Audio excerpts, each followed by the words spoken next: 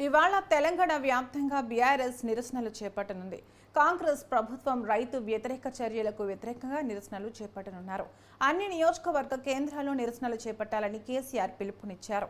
Parliament ఎన్నికలు ముగియగానే వరి ధాన్యానికి 500 రూపాయలు బోనస్ ఇస్తామని ప్రకటించారన్న కేసీఆర్ ఇప్పుడు సన్నవడ్లకే బోనస్ అనడం రైతులను వంచడమే అని కేసీఆర్ అన్నారు.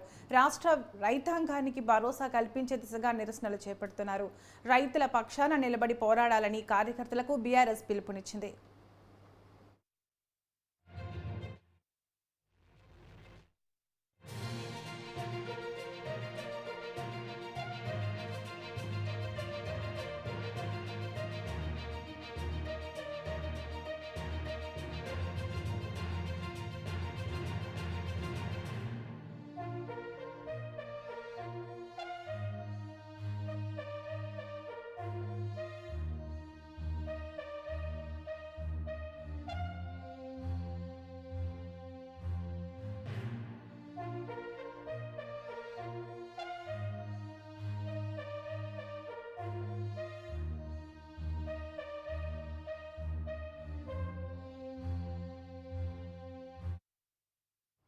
ఇవాళ తెలంగాణ వ్యాప్తంగా బీఆర్ఎస్ నిరసనలు చేపట్టనుంది. కాంగ్రెస్ ప్రభుత్వం రైతు వ్యతిరేక చర్యలకు వ్యతిరేకంగా నిరసనలు చేపట్టనుంది.